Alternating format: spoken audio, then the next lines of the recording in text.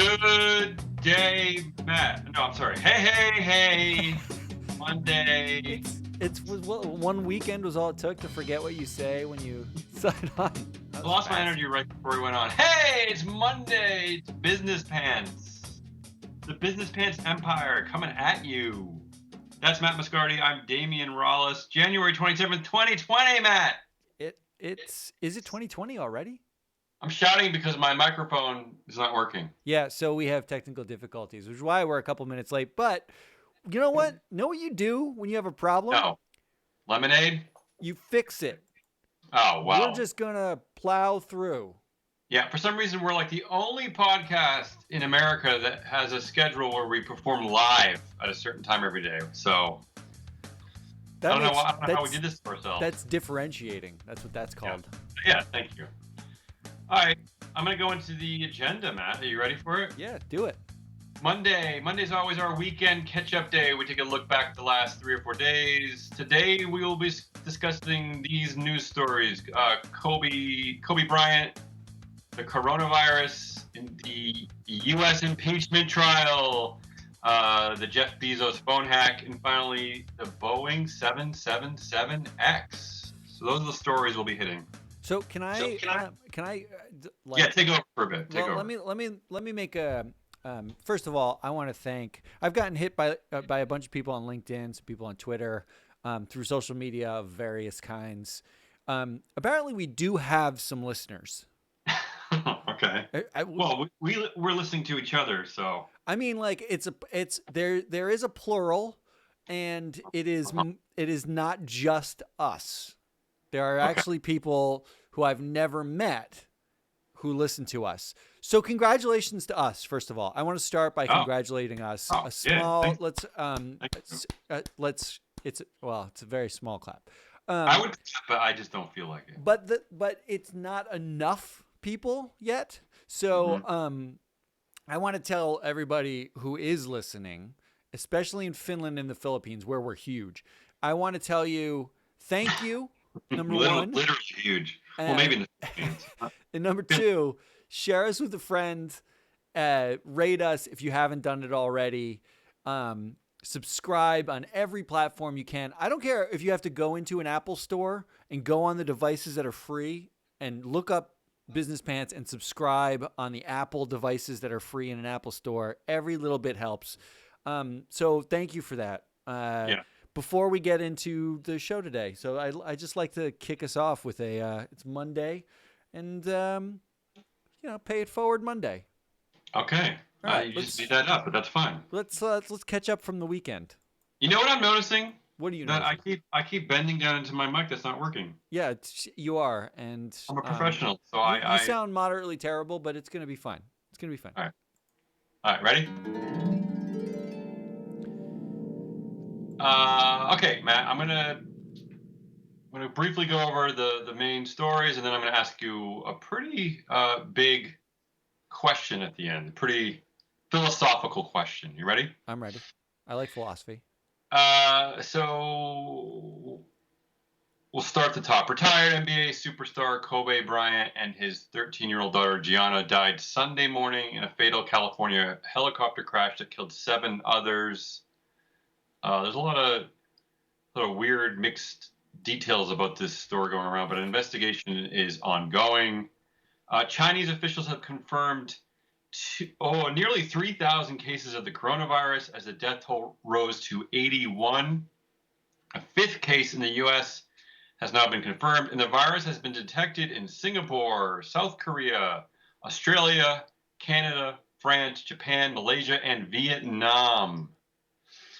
As the impeachment of our American president continues, Donald Trump vented today on Twitter, denying his ex-National Security Advisor John Bolton's reported claim that the president withheld military aid to Ukraine in order to secure investigations into his political opponents. An alleged plot to infiltrate Amazon CEO Jeff Bezos' phone, allegedly involved in an international cast of hackers and Crown Prince Mohammed bin Salman of Saudi Arabia. And then finally, the last story we'll cover today, Boeing 777X completed its maiden flight on Saturday It is the world's largest twin-engine jet and is still awaiting regulatory approval. Regulators are expected to scrutinize the plane more than usual following the crashes of the 737 MAX in 2018, 2019. So those are your stories, Matt. Let me get to the big question. Okay. That's that. There's a lot going on. I know, but I think there's an obvious. These just sort of bizarrely and obviously all tie together, and the headline would be probably to make it easy would be fear. But if we went one by one here, we could make so many weird connections to all these stories to each other. But let's start at the top here. Let's start the conversation this way. All right, start me. I'm just gonna a very simple question. There are five answers to this, possible answers. I don't know if you have that slide up. I do now. So here we go. What are you most afraid of? Here we go. Helicopters, China viruses. Well, I feel like that's a racist answer. Hold on. Helicopters, China viruses, Trump impeachment, Saudi princes, or Boeing jets, Matt. Get at it. What are you most afraid of? Man. Okay, so if I took them one by one, I mean, helicopters are not made by Boeing that I know of. Ouch. So, so that feels more idiosyncratic. And Okay. China viruses, if you put the word China in front of virus, it feels just racist. If it was just viruses, then But you wait for it because I think it's part of the bigger narrative here. But yeah, keep going. Trump impeachment was looming since election. I mean, Yeah, inevitable. The inevitable Trump impeachment. so that's been a slow burn. Saudi princes are not coming after me. I want to go into these a little bit more deeper, but they're not coming after me. Honestly, if I had to choose one, Yeah. it might be Boeing, and here's why. Okay. Okay. Here's why. I looked this up. Boeing's board approved the 777X in 2013. That was when effectively they approved it. Yeah, we know about that 2013. board. Yeah. Yeah. Of the 11 approvers of the 777X, 10 of them also approved the 737 MAX 8. Mm-hmm. Okay? One of the people who approved the MAX 8 that didn't approve the 777X died. That's why he didn't approve it. Okay? Okay. So effectively, there's only one switch in the board, not from death. Okay. Can you honestly say that you trust the people on that board after what I know of Ken Duberstein? I'm getting anonymous tips on YouTube about like accreditation and how accreditation and standards are set and people who are standard setters.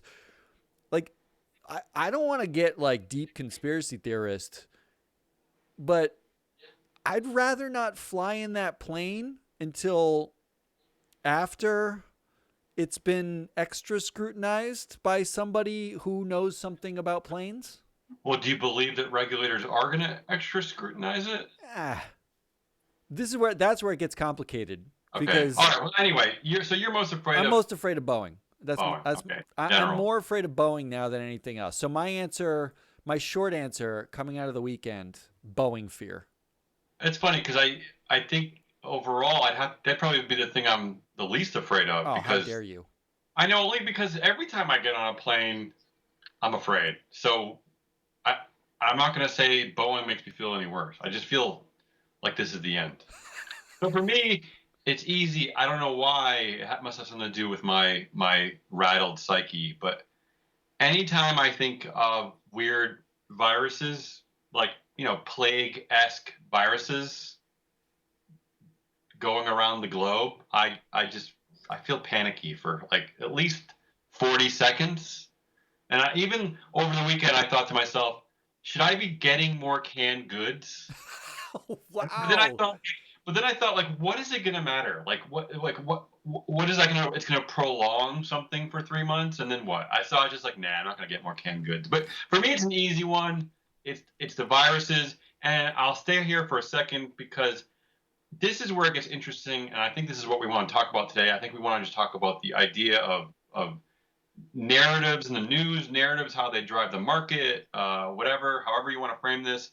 But and we talked about this with Boeing. If these Boeing jets had gone down in the, and I'm sorry to say this, if they had crashed in the white Western world, would Westerners like us be more afraid? And I say the same thing about this coronavirus. If it wasn't coming out of this sort of mysterious China that Trump does a great job of villainizing, and a lot of people in the West do a great job of villainizing, would we be as afraid? I don't know. So it's But the right answer here is that we're both wrong. okay. The thing that we should be afraid of Yeah. is Uncle Jeff's hack. All right. Let's talk about that for a second, because I think this is we talked about this last week, and I put this back on the list because I don't think this is getting nearly enough attention. So there's this like William Gibson neuromancer style. I don't know if any of our listeners, now I have to say plural, even though I know it's like 5 people, but I have to make it plural. Does my cat count? My cat's right here on my lap counting. Yeah.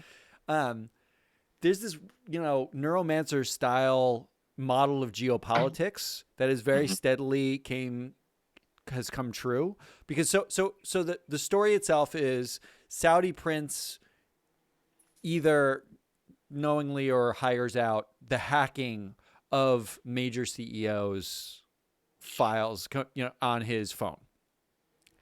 That by itself, we made fun of it here because it's like Bezos clicked the attachment. Why does anybody click the attachment anymore? Okay, so like you should have a fear of attachments. But if you think of it actually from a more macro level, Bezos is effectively a nation. He only owns 16% of Amazon stock, but that's enough to affect. Amazon's like a nation state. Amazon. Yeah, I would argue that he's more powerful than most nations. I To be mean, honest. I actually did the math. I like pulled some numbers Okay. here. Amazon Sure. makes $100,000 per employee, like revenue per employee. Amazon's about $100,000, slightly more. Okay. That is roughly equivalent of Luxembourg. Right. In terms, Luxembourg's GDP per capita is about 114,000. Which is pretty high. Yeah. Amazon actually has about 100,000 more employees than Luxembourg has citizens. I believe that. I am yeah. not kidding. That's a great stat. Okay. So Luxembourg and Saudi Arabia actually have a tax treaty in force. So Luxembourg and Saudi Arabia are friends, where a WAPO journalist, the Washington Post journalist, was killed by Saudi Arabia. Right. Because there's animosity there. Yeah. Let's take a pause here. I want to connect the dots here, and from the dumb man's perspective. All right. I'll play the role of the dumb guy. Right. Which oddly it comes very naturally. So here we go. Let's not forget these things. Who is like the most clear enemy of Jeff Bezos in the world, but definitely in the United States, is the President Donald Trump. Yep. Okay. True. Who bizarrely forgave the Crown Prince of Saudi Arabia after essentially beheading a Washington Post journalist, right? Which is from the last 100 years of American presidents is unheard of, right? To forgive this. And here's the other thing: is that we've all been complaining about who Trump is getting close with recently with all these secret meetings. It's of course Mark Zuckerberg, Facebook. Yep. And the hack went through Mark Zuckerberg's WhatsApp, right? And Tim Cook, who won the Pentagon contract over Amazon. No, it was not. It was Microsoft. Oh, was that Microsoft? Sorry. Right. But again, you're right though. But you're right. But it's basically an attack on Amazon as a nation state.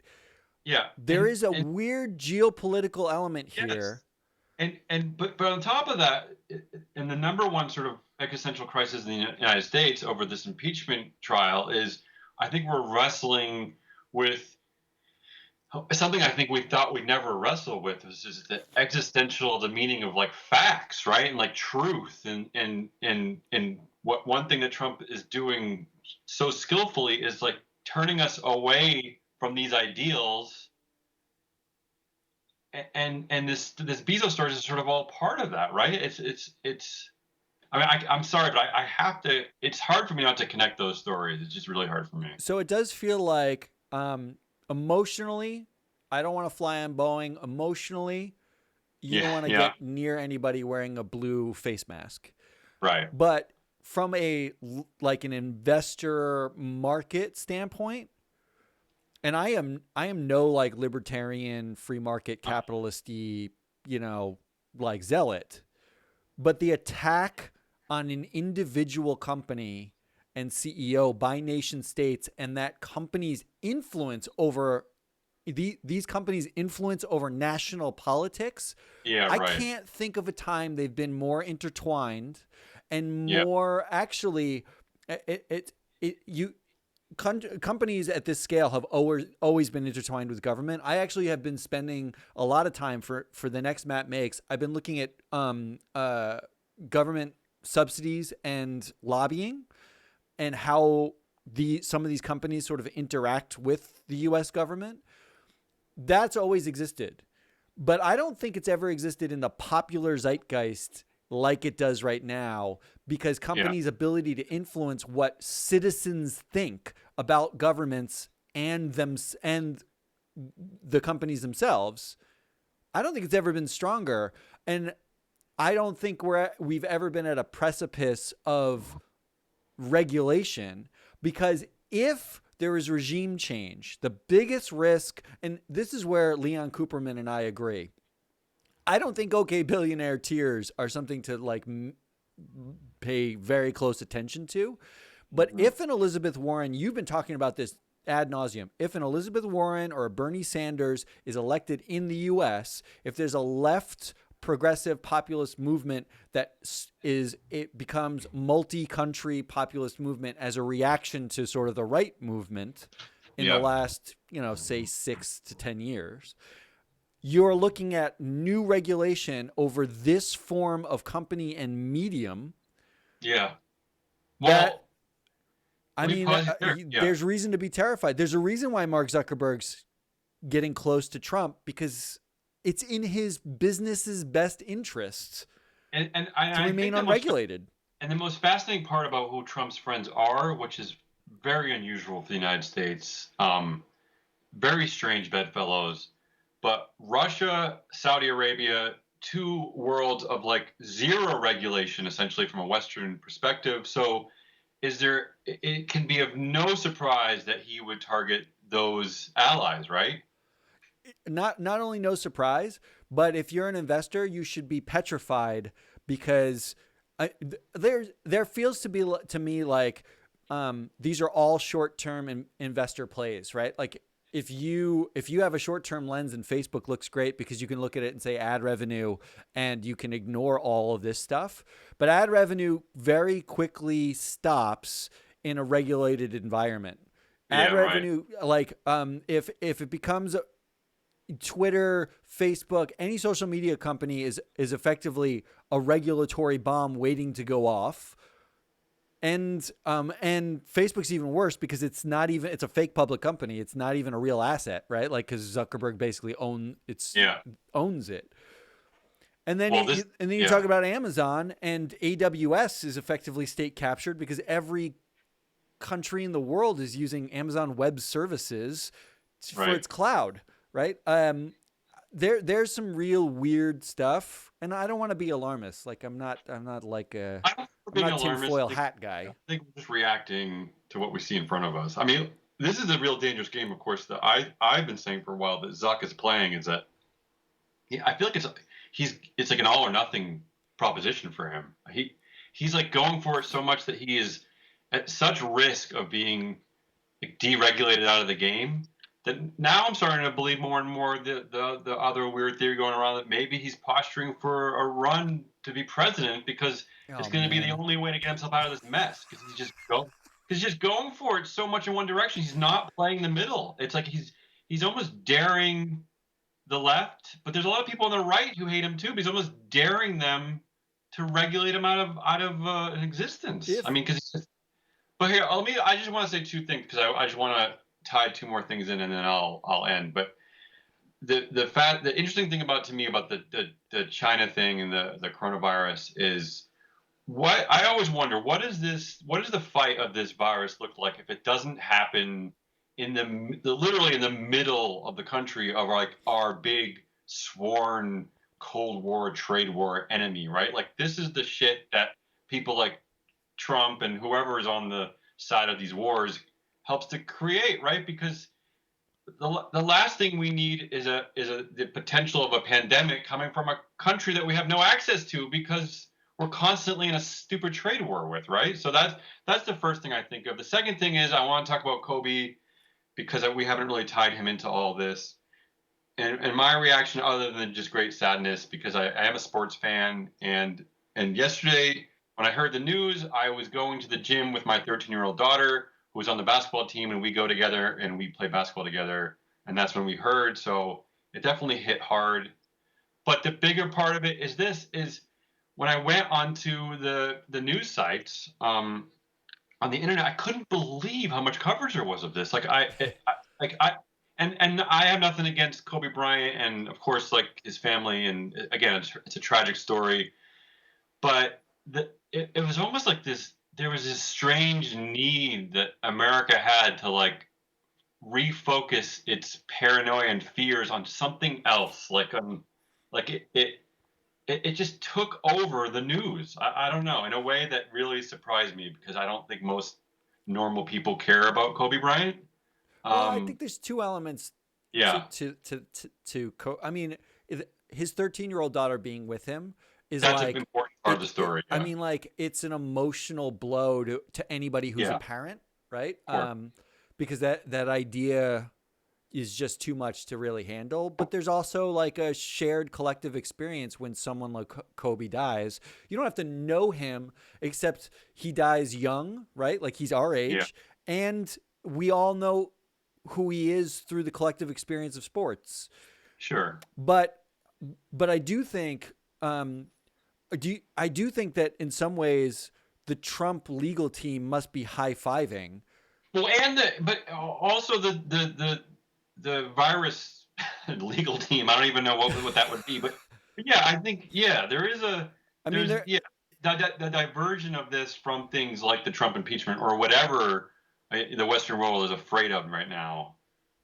You're right. Yeah, it's like a well-timed sort of diversion, not to be crass, but I mean, it really kind of is. All of these things are, and there was even like a controversy about Trump's tweet about Kobe. You know oh yeah, how it basically mirrored Obama's tweet, which happened 2 hours earlier, oh, and it's all like right, any controversy that isn't John Bolton saying there's a quid pro quo right, is great because all these things seem to happen at the same time. You have I know, coronavirus escalating. You have Kobe yeah, Bryant and his daughter tragically dying, and the nation paying attention to that. You have, yeah. I don't know who's paying attention to Boeing except for us. Well, and we have someone on a few people online, right? You said who Well, were you're right, high fiving but us. I mean but the fact is, it does feel like all of these things really make impeachment, which is happening at a slow burn, kind Yeah. of be back burnered. Yes. Like Yeah. it's like we Can I need a just say this? collective sigh of paranoia to focus on something else. Like now I can be paranoid about helicopters, Boeing, Right. and Well, I was thinking coronavirus. helicopters. Yeah. All right. So this is the last thing I'm going to say on this, and I'm mostly saying this for people like in Finland and the Philippines who are listening. I, I, you need to understand that at least in the recent course of American history, the fact that our populace is not paying more attention to the claims of John Bolton, who was our ex national security advisor, which is a big deal in this country, the fact that this is not the number one and number two and number three story is a major shift in the American mindset. Like this is a big deal, and I don't know if it's because of the things like Facebook or the acceleration of social media and technology, all that. I don't know, but just for those of you who aren't Americans, that we're not paying attention to this is an amazing shift in the history of this country. I mean, would you say Ah, whatever that means? I think